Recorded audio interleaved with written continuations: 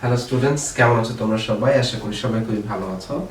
আজকে আমাদের সমতলে বস্তু কণার গতির লেকচার 2-তে তোমাদের সবাইকে স্বাগতম। আমরা যেই ম্যাথটা নিয়ে আজকে আলোচনা করব এখন, সেটা আপেক্ষিক গতির উপর ভিত্তি করে খুবই ইম্পর্টেন্ট একটা অঙ্ক। আসো কোশ্চেনটা পড়ি, ইনশাআল্লাহ সবাই বুঝতে পারবো কোশ্চেনটা একবার পড়লে। কোনো এক সময়ে দুটি বিমানের একটি অপরটির 350 কিলোমিটার পূর্ব দিকে ছিল। আচ্ছা, আমি এখানে বোঝার সুবিধার্থে তোমাদের জন্য চিত্রটাও আঁকায় রাখছি। তো আসলে কোশ্চেনটা আগে পড়ে নিই ভালো করে, যে একটি বিমান অপর বিমানের 350 কিলোমিটার পূর্ব দিকে ছিল। প্রথম বিমানটি 100 কিলোমিটার পার আওয়ার বেগে পশ্চিম দিকে, অর্থাৎ পূর্ব থেকে পশ্চিম দিকে, এবং দ্বিতীয় বিমানটি 75 কিলোমিটার পার আওয়ার বেগে দক্ষিণ দিকে চলতে থাকলে কতক্ষণ পর এরা সবচাইতে নিকটবর্তী হবে এবং এদের মধ্যবর্তী ক্ষুদ্রতম দূরত্বটা আসলে কত? এই হচ্ছে কোশ্চেন। আসো চিত্রের সাথে আমি একটু মিলানোর চেষ্টা করি। তো একটা সময় আমি দেখতে পাচ্ছি যে এ বিমানটা বি বিমানের দেখো পূর্ব দিকে ছিল। কতটুকু পূর্ব দিকে? 350 কিলোমিটার পূর্ব দিকে। এখন এ বি এর দিকে 100 কিলোমিটার বেগে যাত্রা শুরু করলো, অর্থাৎ পশ্চিম দিকে আসতে শুরু করলো। বি কি করলো? বি 75 কিলোমিটার পার আওয়ার বেগে দক্ষিণ দিকে, মানে পূর্ব পশ্চিম, উপরে উত্তর, নিচে হয় দক্ষিণ, সো দক্ষিণ দিকে যেতে থাকলো। কতক্ষণ পর এরা সবচেয়ে নিকটবর্তী দূরত্বে আসবে? এদের মধ্যে ক্ষুদ্রতম দূরত্বটা কত আর কি। এইবার কথা হচ্ছে যে আমি যদি এ কে স্থির বিবেচনা করি, তাহলে কিন্তু যদি মনে করি স্থির সেভাবে, যে আপেক্ষিক বেগের কনসেপ্ট যদি চিন্তা করি, তাহলে ব্যাপারটা এমন দাঁড়াবে যে বি এর দিকে 100 কিলোমিটার পার আওয়ার বেগে এগিয়ে আসছে, এরকম ফিল হবে না? যেহেতু এ বি এর দিকে যাচ্ছে, বিষয়টা কিন্তু এরকমই। এ বি এর দিকে আগাচ্ছে, বি নিচের দিকে যাচ্ছে, তো মনে হবে যে বি, আমি যদি একে স্থির করে দেই, তাহলে মনে হবে যে না, বি এর দিকে 100 কিলোমিটার পার আওয়ার বেগে এভাবে এগিয়ে আসছে, এরকম ফিল হবে। কিন্তু আবার বি কিন্তু নিচের দিকেও যাচ্ছে একটা বেগ নিয়ে।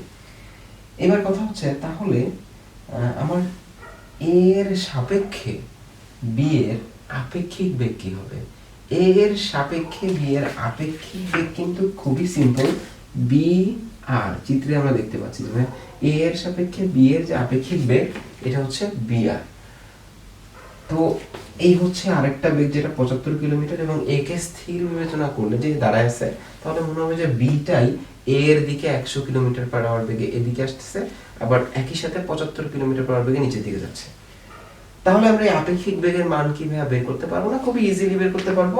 দেখো, প্রথমেই আমার আপেক্ষিক বেগের মানটা দরকার। আমি দেখতে পাচ্ছি এখানে একটা কেমন যেন সমকোণ তৈরি হয়েছে, তাই না? 90 ডিগ্রি, যেহেতু পশ্চিম দিক এবং এই যে দক্ষিণ দিক, এদের মধ্যে 90 ডিগ্রি আছে। এই হচ্ছে লব্ধি।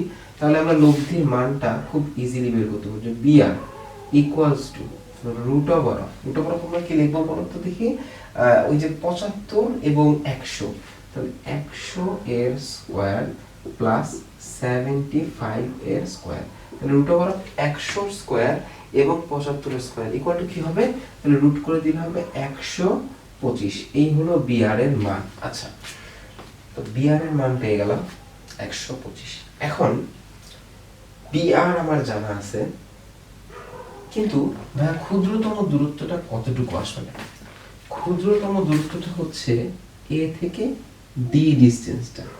আমরা ধরে নিতে পারি যে হয়তো টি সময় পরে, কোন একটা নির্দিষ্ট টাইম পরে, এই বি চলে গিয়েছিল ডি ডিসটেন্সে, এবং ডি ডিসটেন্সে এ এবং ডি এর মধ্যে দূরত্বটা ক্ষুদ্রতম হবে। এখন ক্ষুদ্রতম হতে গেলে আমরা জানি যে লম্ব দূরত্বই হচ্ছে ক্ষুদ্রতম দূরত্ব, অর্থাৎ এই যে দূরত্বটা, এটা কিন্তু লম্ব দূরত্ব হতে হবে, অর্থাৎ কোন এডিবি কে হতে হবে হচ্ছে এক সমকোণ। তাহলে আমরা এখন ঝটপট একদম বের করে ফেলি যে ক্ষুদ্রতম দূরত্ব। ওকে, ক্ষুদ্রতম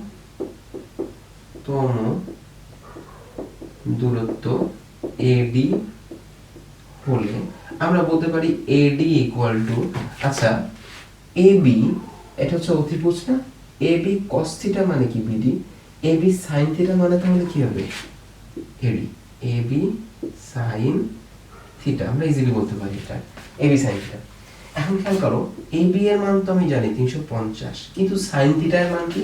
আমরা যদি ছোট্ট ত্রিভুজ বিএনআর কে কল্পনা করি, তাহলে সাইন থিটা কল্প দেখতে পাবো লম্ব বাই অতিভুজ। লম্বটা কত? লম্ব হচ্ছে এন আর ডিভাইডেড বাই অতিভুজ কত? বিএন। তাহলে দেখো 350 ইনটু এনআর এর মান কত দেয়া আছে? 75 ডিভাইডেড বাই বিএন এর মান কত? 100। এখান থেকে কত আসবে তাহলে?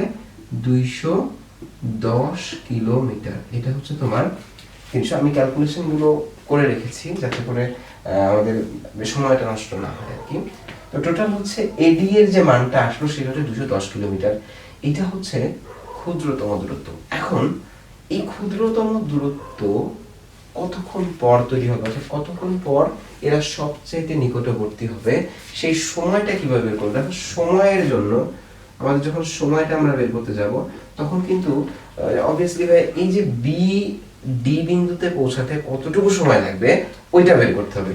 তো তার জন্য আমরা একটু কষ্ট করে এখানে বিডিটা বের করি, যে বিডি ইকুয়াল টু কি লেখা যায়? AB cos theta. খেয়াল করে দেখো এবি cos থিটা মানে কি?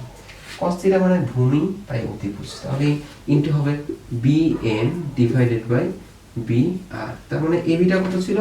এবি আমার আছে হচ্ছে 350 ইনটু আমাদের বিএন এর মান দেয়া আছে হচ্ছে কত তোমার? 100 ভাগ হচ্ছে কত? 75 ভূমি ডিভাইডেড বাই না বিআর কত পেলাম? 125।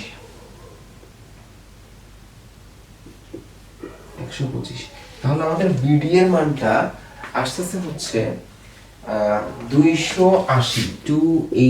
হ্যাঁ, বিডি এর মানটা আসতেছে 280, এখান থেকে কাটাকাটি করে নিলে। ওকে, এটা ছিল বিডি এর মান। এখন সময়টা কতটুকু?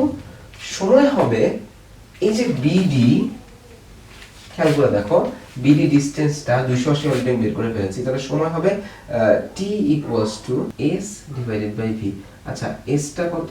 বিডি 280 ভাগ আমাদের বেগ কত ছিল, অর্থাৎ এই যে বিডি বরাবর যে বিআর এর যে বেগটা সেটা ছিল 125।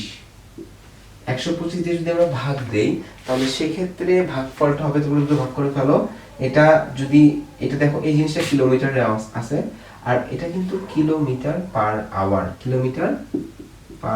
আওয়ার, তো ভাগ দিলে আসবে 2.24 আওয়ার। তার মানে ক্ষুদ্রতম যে সময়টা এটা হবে 2.24 ঘন্টা এবং ক্ষুদ্রতম যে দূরত্ব সেটা হবে এডি 210 কিলোমিটার। আর এই ক্ষুদ্রতম দূরত্ব অতিক্রম করার জন্য এখানে যে বিমানটা আছে সেই বিমানটিকে অতিক্রম করতে হবে 280 কিলোমিটার। এই ছিল অঙ্কটা, আশা করি সবাই বুঝতে পেরেছ। ধন্যবাদ।